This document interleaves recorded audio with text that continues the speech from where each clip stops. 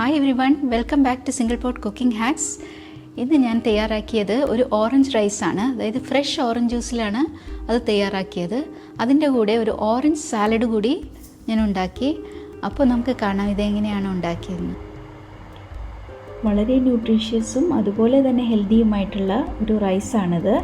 കുട്ടികൾക്കൊക്കെ ഇതുപോലെ ഉണ്ടാക്കി കൊടുക്കുകയാണെങ്കിൽ പ്രത്യേകിച്ച് ഈ സമയത്ത് വൈറ്റമിൻ സി അവരുടെ ഉള്ളിൽ ധാരാളമായിട്ട് കിട്ടാൻ സാധ്യതയുണ്ട്. അതിൻ്റെ കൂടെ ഒരു ഓറഞ്ച് സാലഡ് കൂടി ആയാൽ വളരെ രുചിയായിട്ട് നമുക്കിത് കഴിക്കാം. ഇനി നമുക്ക് ഒരു ഗ്ലാസ് ബസ്മതി റൈസ് അരമണിക്കൂർ സോക്ക് ചെയ്ത് വെക്കാം.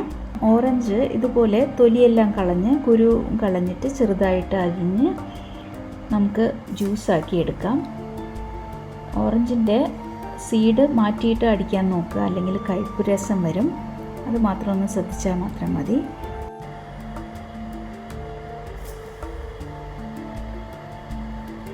കുറച്ച് സാഫ്രൺ നമുക്ക് ഇതുപോലെ ചെറു ചൂടുവെള്ളത്തിൽ അലിയിപ്പിക്കാൻ വയ്ക്കാം.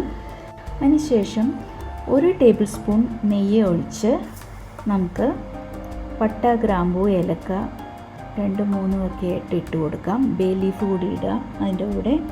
അതൊന്ന് സോട്ട് ചെയ്ത ശേഷം നമ്മൾ കഴുകി വാരി വെച്ചിരിക്കുന്ന റൈസ് ഇട്ട് കൊടുക്കുകയാണ്. അരമണിക്കൂർ സോക്ക് ചെയ്ത റൈസാണിത്. അത് വളരെ ലൈറ്റായിട്ട് ഇങ്ങനെ ഇളക്കി കൊടുക്കുക. റൈസ് പൊട്ടാണ്ട് നോക്കണം. അതൊരു 3 മിനിറ്റോളം നമുക്കിതുപോലെ ഒന്ന് സോട്ട് ചെയ്ത് ഒന്ന് റോസ്റ്റ് ചെയ്തെടുക്കാം. അതിനുശേഷം 1 ഗ്ലാസ് ബസ്മതി റൈസിന് 2 ഗ്ലാസ് ഓറഞ്ച് ജ്യൂസാണ് ഞാനിപ്പോൾ ഒഴിച്ചത്. സെയിം മെഷർമെൻറ്റ് കപ്പ് തന്നെ ഉപയോഗിക്കാൻ ശ്രമിക്കുക. അതൊന്ന് യോജിപ്പിച്ച ശേഷം ഇനി നമുക്ക് 1-2 കാര്യങ്ങൾ കൂടി ചെയ്യാനുള്ളൂ. ഇനി നമുക്ക് ആവശ്യത്തിന് ഉപ്പ് ചേർക്കാം ഈ സമയത്ത്. ഇനി ഓറഞ്ചിൻ്റെ പുളിപ്പൊന്ന് ബാലൻസ് ചെയ്യാനായിട്ട് കുറച്ച് പഞ്ചസാര ഞാൻ ചേർക്കുന്നുണ്ട്.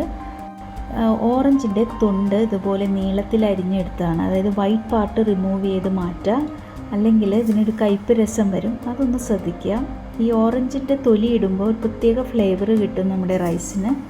അതാണ് ഞാനത് ചേർത്തത്. അതിനുശേഷം നമുക്ക് 15 മിനിറ്റ് നമുക്ക് ഈ റൈസ് മൂടി വെച്ച് വേവിക്കാം. നമ്മൾ ലോ ഫ്ലെയിമിലോട്ട് ഇപ്പോൾ മാറ്റി കേട്ടോ. അതിനുശേഷം ഞാൻ 15 മിനിറ്റ് കഴിഞ്ഞിട്ട് ഇത് തുറന്ന് നോക്കുകയാണ്. റൈസ് വെന്ത് കഴിഞ്ഞു. അതായത് 90% റൈസ് വേവേണ്ടത്.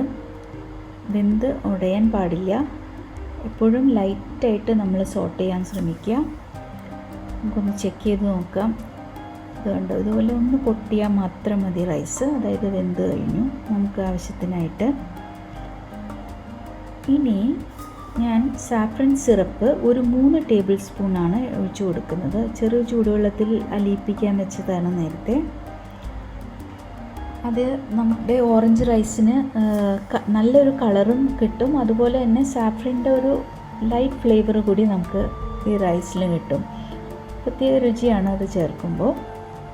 എല്ലാം മിതമായിട്ടുള്ള അളവിൽ മാത്രം ചേർക്കാൻ ശ്രമിക്കുക. അങ്ങനെ നമ്മുടെ റൈസ് തയ്യാറായി കഴിഞ്ഞു.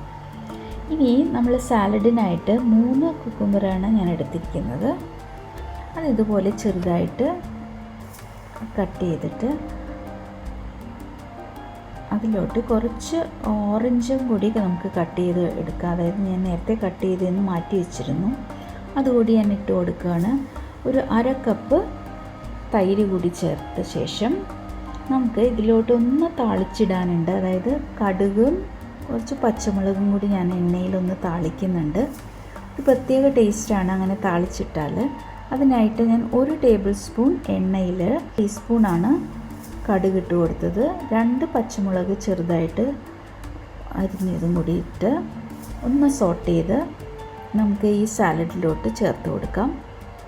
അങ്ങനെ നമ്മുടെ ഓറഞ്ച് സാലഡ് കൂടി തയ്യാറായി കഴിഞ്ഞു. അപ്പോൾ എല്ലാവരും ഇത് ട്രൈ ചെയ്യുക. വളരെ ടേസ്റ്റി ആയിട്ടുള്ള ഒരു റെസിപ്പിയാണ് കേട്ടോ ഇത്. അതുപോലെ തന്നെ ഗുണവും കൂടും. ഇനി ആവശ്യത്തിന് ഉപ്പ് കൂടി ചേർത്ത് നമുക്കിത് വിളമ്പാം. അങ്ങനെ നമ്മളുടെ ഓറഞ്ച് റൈസും ഓറഞ്ച് സാലഡും ജ്യൂസും എല്ലാം തയ്യാറായി. നിങ്ങളുടെ അഭിപ്രായങ്ങളും നിർദ്ദേശങ്ങളും കമൻസിലൂടെ അറിയിക്കുക. ഇനിയും രുചികരമായ വിഭവങ്ങളുമായിട്ട് അടുത്ത വീഡിയോയിൽ കാണാം. ഈ വീഡിയോ ഇഷ്ടമായെങ്കിൽ ലൈക്ക് ചെയ്യുക, സബ്സ്ക്രൈബ് ചെയ്യുക, ബെൽ ഐക്കൺ കൂടി ക്ലിക്ക് ചെയ്യുക. Stay safe, stay healthy. Thank you.